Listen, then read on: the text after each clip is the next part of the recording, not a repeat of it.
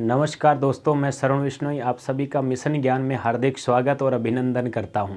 देखिएगा मित्रों, आज हम बात करेंगे आपके सर्वनाम प्रकरण के बारे में, सर्वनाम टॉपिक के बारे में बात करेंगे, जिसके अंतर्गत हम अध्ययन करेंगे सर्वनाम क्या है, सर्वनाम की परिभाषा क्या है, सर्वनाम किससे प्रभावित होता है, सर्वनाम का दूसरा नाम क्या है और सर्वनाम कौन कौन से होते हैं, सर्वनाम शब्द कितने होते हैं, सर्वनाम के प्रकार कितने होते हैं।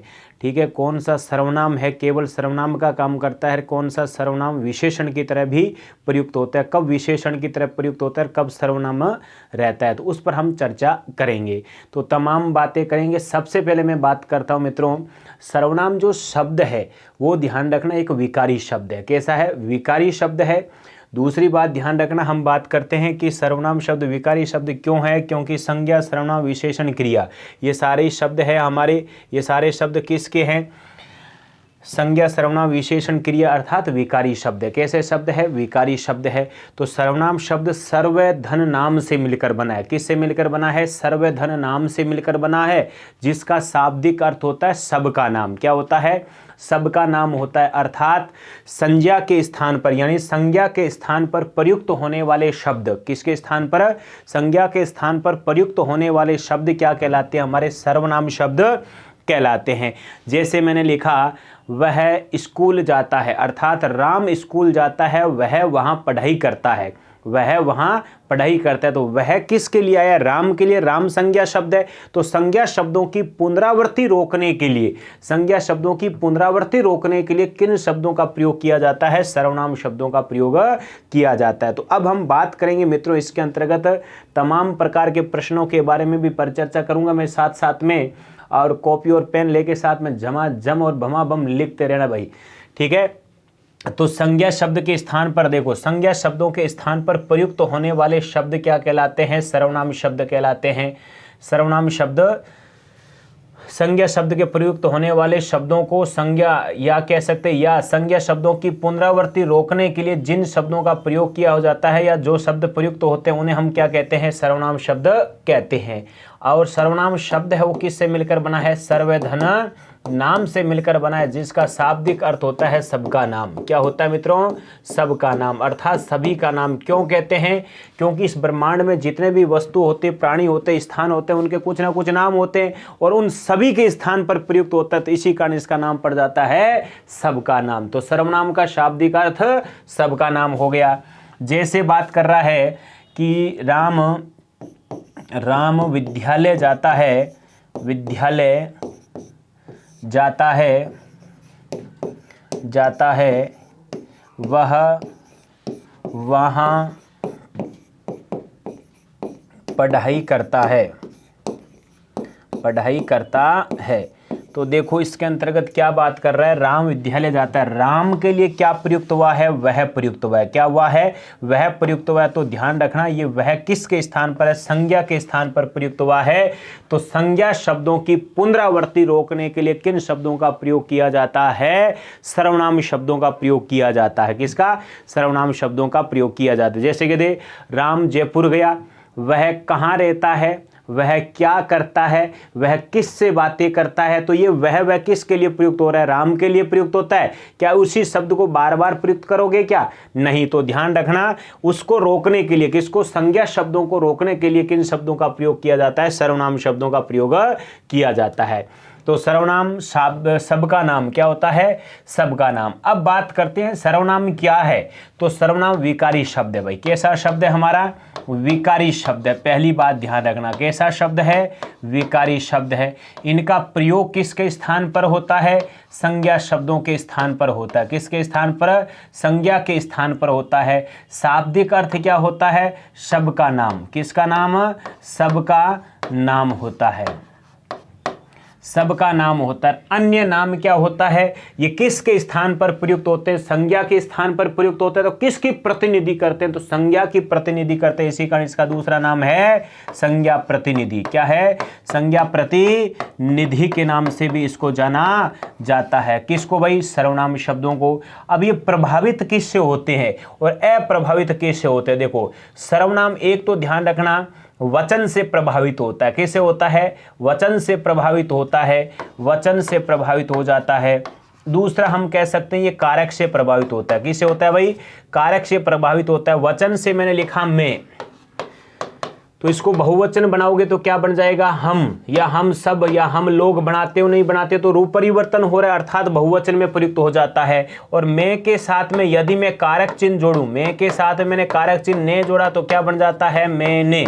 क्या बन जाता है? मैंने बन जाता है। तो ये क्या हो गया हमारा? परिवर्तित हो जाता है। तो वचन और कारक से प्रभावित होता है कौन? सर्वनाम शब्द होता है। और किससे प्रभावित नहीं होता? तो लिंग से प्रभावित नहीं होता है। किससे प्रभावित नहीं होता मित्रों? लिंग से प्रभावित नहीं होता। इस बात का ध्यान रखना विशेष रूप में। किससे प्रभावित नहीं होता? लिंग से प्रभावित नहीं होता। कैसे? जैसे मान लो ये मैं लिखा हुआ है, तो मैं स्त्री भी मैं बोल रही है, पुरुष भी क्या बोलता है? मैं बोलता है कि वह। अब इससे क्या पता चलता है कि वह स्त्री है या पुरुष है? नहीं पता चल रहा। तो यहां पर हम कहेंगे वह पढ़ता है, वह पढ़ता है, और वह पढ़ती है, वह पढ़ती है। तो इन सर्वनाम शब्दों का निर्धारण कौन कर रही है? क्रिया। कौन कर रही है? क्रिया कर रही है। तो लिंग अप्रभावित रहता है, यानी इनका लिंग प्रभावित नहीं करता। इसी कारण लिंग का निर्धारण कौन करती है? क्रिया करती। सर्वनाम के लिंग का निर्धारण कौन करती है? क्रिया करती है। सर्वनाम शब्दों का संबोधन रूप नहीं होता है, संज्ञा शब्दों का संबोधन रूप होता है। संबोधन का मतलब है सर्वनाम से बुलाया या पुकारा नहीं जा सकता। जैसे मैं लिखा हुआ, मैं से बुला सकते हो किसी को? मैं, वह, क्या बुला सकता है वो? क्या नहीं। लेकिन जैसे रमेश से रमेश, सुरेश, अरे बोलते हैं जैसे रमेशियो, सुरेशियो, अर्थात क्या कहलाते हैं हमारे? इनको हम संबोधित रूप में कर सकते हैं, लेकिन संज्ञा शब्दों का संबोधन होता है, सर्वनाम शब्दों का संबोधन रूप नहीं होता है। फिर आता है कि सर्वनाम शब्द कितने होते हैं? सर्वनाम शब्द होते हैं मित्रों 11। कितने होते हैं? सर्वनाम शब्द 11 होते हैं। प्रकार होते हैं वो 6 होते हैं। कितने होते हैं? प्रकारों की बात करते हैं तो 6 होते हैं। जो कौन कौन से? देखो, मैं, तुम, यह, वह, कोई, कुछ, कौन, क्या, जो, सो, आप, ये 11 सर्वनाम शब्द होते हैं।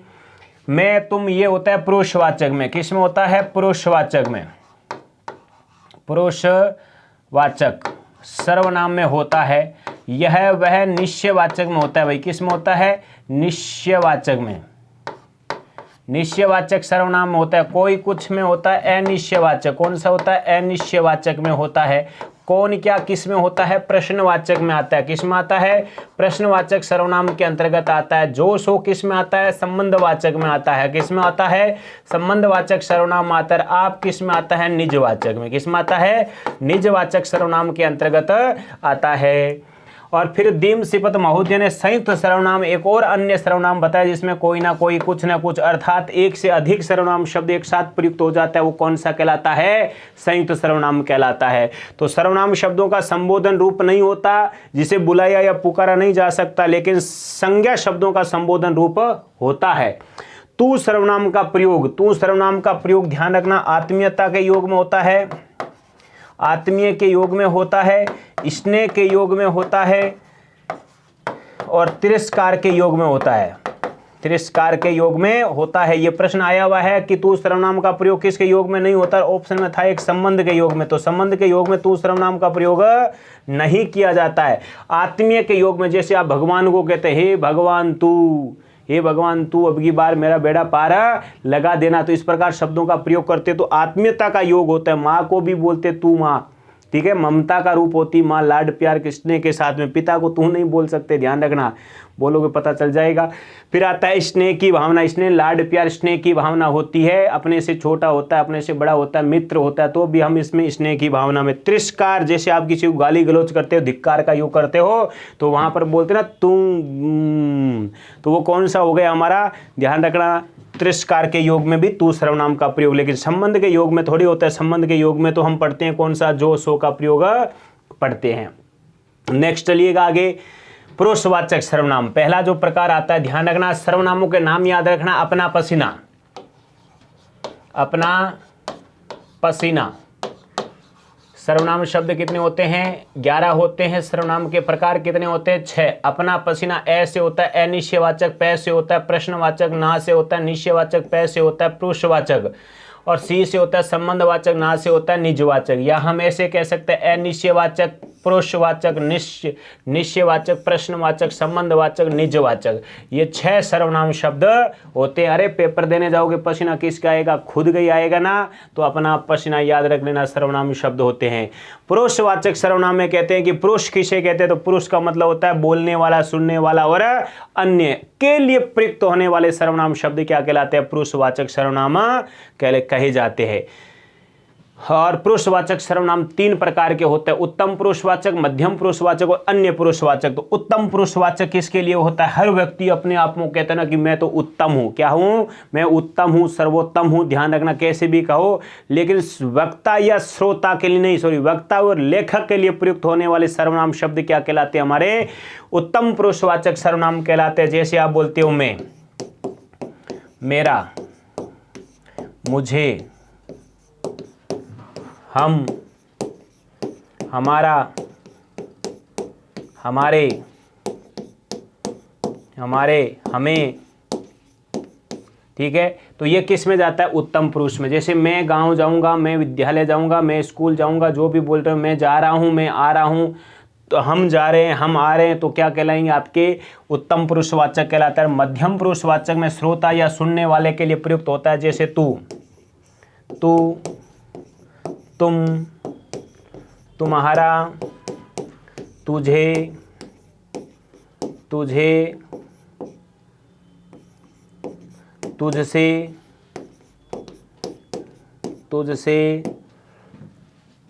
तुझसे, आप, आपका, आपने आदि सर्वनाम शब्द आता है, वो किस में जाता है, मध्यम पुरुषवाचक में जाता है। जैसे तू सर्वनाम का, तुम जाओ, हम जाएं, हमको मतलब स्वयं आ जाता है उत्तम पुरुष, तुम जाओ, तुम्हारा लेना देना है, तो तुम्हारा लेना देना है, तुम कब आए, तो यहाँ पर क्या कहते हैं, प्रश्नवाचक में बोध हो रहा है, लेकिन तुम के नीचे रेखांकित होगा तो कौन सा होगा, मध्यम पुरुष होगा।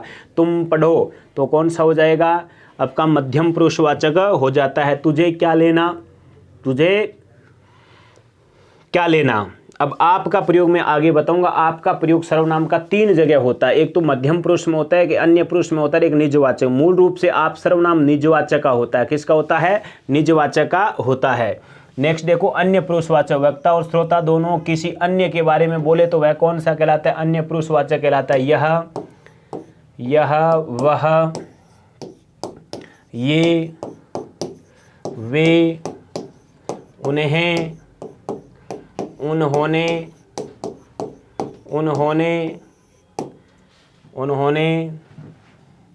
आप, आपका, आपने आदि आ गया। जैसे मैंने कहा मैं जाऊंगा, तुम जाओगे, वह आएगा,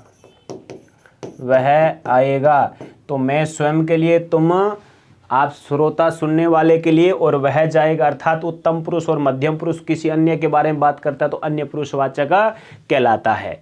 अपनी गलती को स्वीकार, जैसे कह सकते हैं मैं गलती को स्वीकार करता हूँ, तुम गलती को स्वीकार करो, वे गलती को स्वीकार करेंगे। मैं अपनी समस्या को समझ सकता हूँ, मैं समस्या को समझ सकता हूँ, तुम समस्या को समझ सकते हो, वे समस्या को समझ सकते हैं। ठीक है, नेक्स्ट बात करो आपके, देखो आप सर्वनाम का प्रयोग कितनी जगह पढ़ते हैं हम, 3 जगह।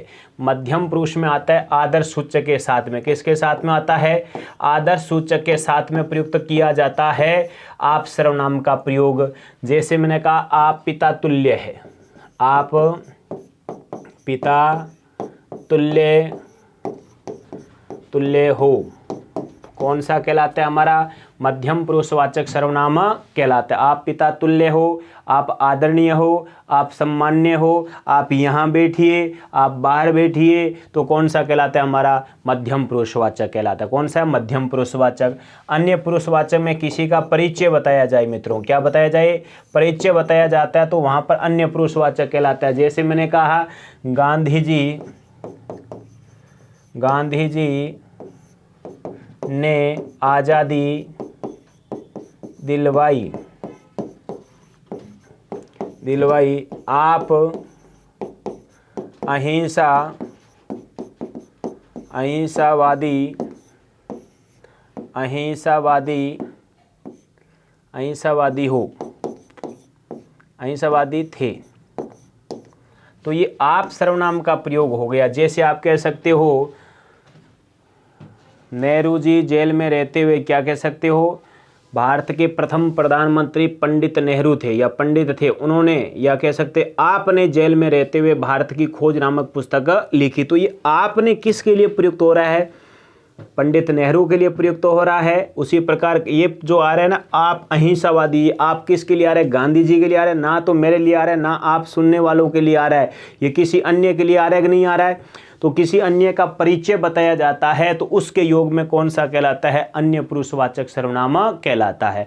फिर आता है निजवाचक, ये स्वयं के लिए आता है। किसके लिए आता है, स्वयं के लिए प्रयुक्त होता है। जैसे आप अपने आप ही, जैसे कहते हैं ना आप, मैं जा रहा हूं, मैं अपने आप ही जा रहा हूं, तुम अपने आप ही जा रहे हो और वे अपने आप ही आ गए, वे अपने आप ही आ गए, निजवाचक है, वे आ गए, अन्य पुरुषवाचक, वे अपने आप ही आ गए, तुम आ गए, तुम अपने आप ही आ गए, तो कौन सा है, निजवाचक। तुम स्वतः ही आ गए, खुद ही आ गए, स्वयं ही आ गए, तो है निजवाचक।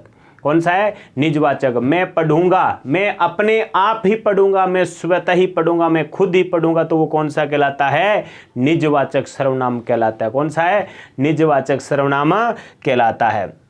नेक्स्ट आता है निश्चयवाचक सर्वनाम। कौन सा आता है, निश्चयवाचक। वे सर्वनाम शब्द जो समीपवर्ती व दूरवर्ती निश्चित संज्ञा शब्दों का बोध करवाए उन्हें निश्चयवाचक सर्वनाम के नाम से जाना जाता है। तो समीप के लिए, किसके लिए मित्रों, समीपवर्ती और दूरवर्ती, समीपवर्ती और दूरवर्ती के लिए किन शब्दों का प्रयोग होता है, तो इसमें हम पढ़ते हैं कौन सा आता है, यह, वह, ये और वे। तो यह तो आता है पास के लिए आता है, और वह किसके लिए आता है, दूर के लिए। ये बहुवचन बन गया और वे बहुवचन बन गया। क्या, यह का बहुवचन ये होता है, वह का बहुवचन वे होता है। जैसे कह सकते हो वे जो बैठी है अध्यापिकाएं हैं, अध्यापिकाएं, वे जो बैठी है अध्यापिकाएं हैं। तो ध्यान रखना, वे जो बैठी अध्यापिकाएं है, दूर, क्या है, दूर है, लेकिन वहां पर निश्चितता का बोध करवा रहा है। क्यों, क्योंकि आगे क्या नाम आ रहा है, अध्यापिक आ रहा है। तो निश्चित संज्ञा शब्दों का बोध कराने वाले सर्वनाम शब्द क्या कहलाते हैं, निश्चयवाचक सर्वनाम कहलाते हैं। दूसरा आप कह सकते हो वे मेरे पिताजी, वे मेरे पिताजी है। तो यहां पर वे मेरे पिताजी अर्थात निश्चितता का बोध करवा सकते हो। ये मेरे पिताजी पास है, वे मेरे पिताजी दूर है।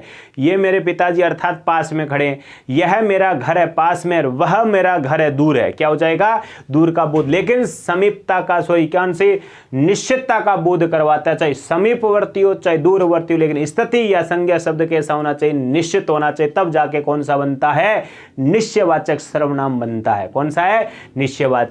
अनिश्चयवाचक में क्या कहते हैं कि वे सर्वनाम शब्द जो प्राणीवाचक व अप्राणीवाचक अनिश्चित संज्ञा शब्दों का क्या करवाता है, बोध करवाता है, उसे हम क्या कहते हैं, अनिश्चयवाचक सर्वनाम कहते हैं। कोई और कुछ का प्रयोग होता है, कोई का प्रयोग सजीव के साथ में आता है, कुछ का प्रयोग निर्जीव या तुच्छ वस्तुओं के साथ में आता है। किसके साथ में आता है, तुच्छ वस्तुओं के साथ में आता है, इनका प्रयोग किया जाता है। जैसे मैंने कह दिया कोई बाहर खड़ा है,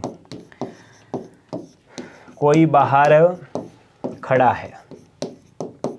अब ये बाहर कौन खड़ा है, कोई बाहर खड़ा है, तो कौन खड़ा है भाई पता है क्या, नहीं है, अनिश्चितता का बोध है। कौन सा कहलाता है, अनिश्चयवाचक कहलाता है। कोई गा रहा है, कौन गा रहा है, कोई पता है क्या, नहीं पता, तो कौन सा कहलाएगा, अनिश्चयवाचक सर्वनाम कहलाता है। वह कुछ खा रहा है, वह कुछ खा रहा है, वह कुछ खा रहा है। तो अब क्या खा रहा है, इसके अंतर निश्चितता बताई जा रही है क्या, नहीं बताई जा रही। अनिश्चितता का बोध है, क्या खा रहा है, कुछ खा रहा है। चाय में कुछ गिर गया, ऐसे मत कर देना चाय में कौन गिर गया, कोई ऊंट गिर गया क्या, नहीं, चाय में कुछ गिर गया।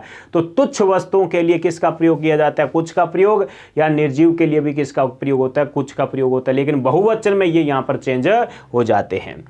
नेक्स्ट आ जाता है प्रश्नवाचक सर्वनाम की। वे सर्वनाम शब्द जो प्रश्नसूचक शब्दों का बोध करवाए उन्हें क्या कहते हैं, प्रश्नवाचक सर्वनाम कहते हैं। जैसे कौन, क्या, कब, कहां, कैसे, क्यों आदि सर्वनाम शब्दों का प्रयोग किसमें आता है, प्रश्नवाचक सर्वनाम के अंतर्गत आता है। जैसे मान लो आपने मित्रों देखा होगा, कहते कौन बाहर खड़ा है, बाहर खड़ा है। तो यहाँ पर प्रश्नवाचक चिन्ह का प्रयोग है, अर्थात प्रश्न कर रहा है आपको। उसी प्रकार कह सकते हैं कौन गा रहा है, कौन गा रहा है।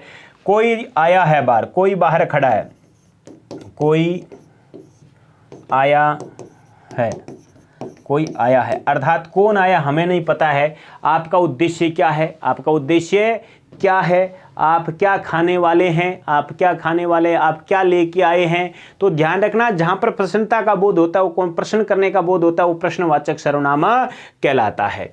नेक्स्ट आता है संबंधवाचक सर्वनाम की। वे सर्वनाम शब्द जो संबंधता का बोध करवाए या आश्रित या अवलंबित हो, उन्हें संबंधवाचक सर्वनाम कहा जाता है। जैसे जो, सो, जिसका, जिसकी, जितना, उतना, जैसे जैसे, वैसे वैसे, जैसी वैसी, जितना उतना, जैसे शब्दों का प्रयोग होता है वो कौन सा कहलाता है, हमारा संबंधवाचक सर्वनाम कहलाता है। कौन सा कहलाएगा, संबंधवाचक सर्वनाम कहलाएगा मित्रों।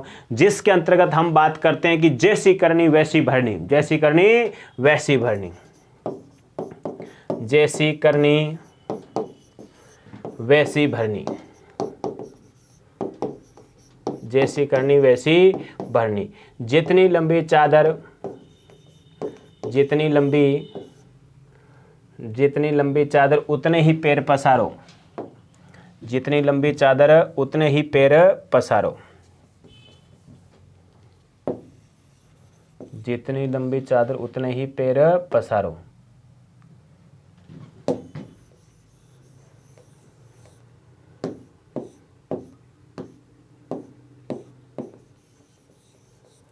तो देखिएगा, इसके अंतर्गत बात करें हम आपसे,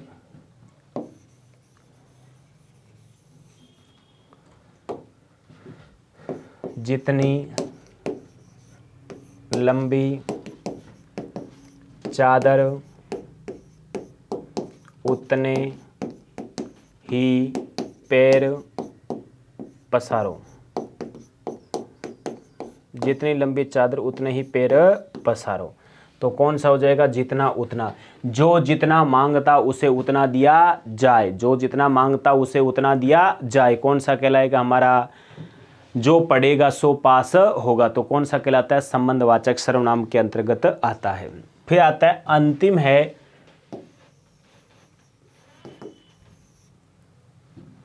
निजवाचक सर्वनाम। वे सर्वनाम शब्द जो निजत्व या अपनत्व का बोध कराए उसे हम क्या कहते हैं, निजवाचक सर्वनाम कहते हैं। जैसे आप, स्वयं, खुद, स्वतः, अपने आप ही या खुद ही, अपने आप ही आदि शब्दों का प्रयोग किया जाता है। जैसे मैं अपने आप ही पढ़ता हूँ, मैं अपने आप ही पढ़ता हूँ। मैं पढ़ता हूँ उत्तम पुरुष, तुम पढ़ते हो उत्तम पुरुष, वे पढ़ते हो उत्तम पुरुष। मैं अपने आप ही पढ़ता हूँ, तुम अपने आप ही पढ़ते हो, वे अपने आप ही पढ़ते हैं। तो वो कौन सा है, हमारा निजवाचक है। कौन सा है, निजवाचक है। उसी प्रकार वह कार्यालय का निरीक्षण स्वतः ही कर लेंगे या लेगा। वह कार्यालय का निरीक्षण स्वतः ही कर लेगा, अपने आप ही कर लेगा, खुद ही कर लेगा। कौन सा कहलाएगा, निजवाचक। आप भला तो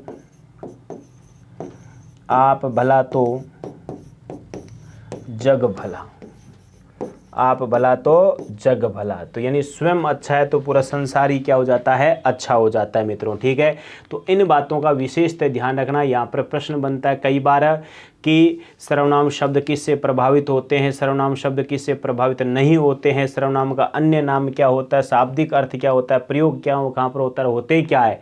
तो ये विकारी शब्द होते हैं, प्रयोग संज्ञा के स्थान पर होता है, शाब्दिक अर्थ सबका होता है, सबका नाम होता है, अन्य नाम संज्ञा प्रतिनिधि होता है, प्रभावित वचन और कारक से होते हैं और अप्रभावित लिंग से होता है। तो लिंग का निर्धारण कौन करती है, क्रिया करती है। कौन करती है, क्रिया करती है। तो ये सामान्य बातें थी, इसके अंतर्गत हमने अध्ययन किया था सर्वनाम शब्द शब्द कितने होते हैं, 11 होते हैं। अलग अलग विद्वानों ने अलग अलग बताए, किसी ने 7, किसी ने 13, किसी ने 11 बताए, किसी ने 17 भी बताए। तो मैं, तुम, यह, वह, कोई, कुछ, कौन, क्या, जो, सो, आप। पुरुषवाचक में कौन सा हो जाता है, मैं और तुम हो जाता है। निश्चयवाचक में यह और वह आ जाता है, कोई और कुछ। अनिश्चयवाचक में कौन और क्या। प्रश्नवाचक में जो और सो। संबंधवाचक में आप किस में आ जाता है, निजवाचक में आ जाता है। सर्वनाम शब्दों का संबोधन रूप नहीं होता, संज्ञा शब्दों का संबोधन रूप होता है। तू सर्वनाम का प्रयोग संबंध के योग में नहीं होता है। बाकी आप स्थिति वहां पर देखना कि विकल्प क्या मिलता है, उसके आधार पर हमारे को करना है। तो पुरुषवाचक अर्थात अपना पसीना, तो ऐसे मतलब हो जाता है अनिश्चयवाचक, पैसे पुरुषवाचक, न से निश्चयवाचक, पैसे प्रश्नवाचक, सी से संबंधवाचक, ना से निजवाचक सर्वनाम शब्द माने जाते हैं। ठीक है मित्रों, तो हमने ये संज्ञा प्रकरण के बाद में सर्वनाम प्रकरण के बारे में अध्ययन किया था। तो इस अंक में बस इतना ही। नमस्कार, धन्यवाद, राम राम ईशा भाई।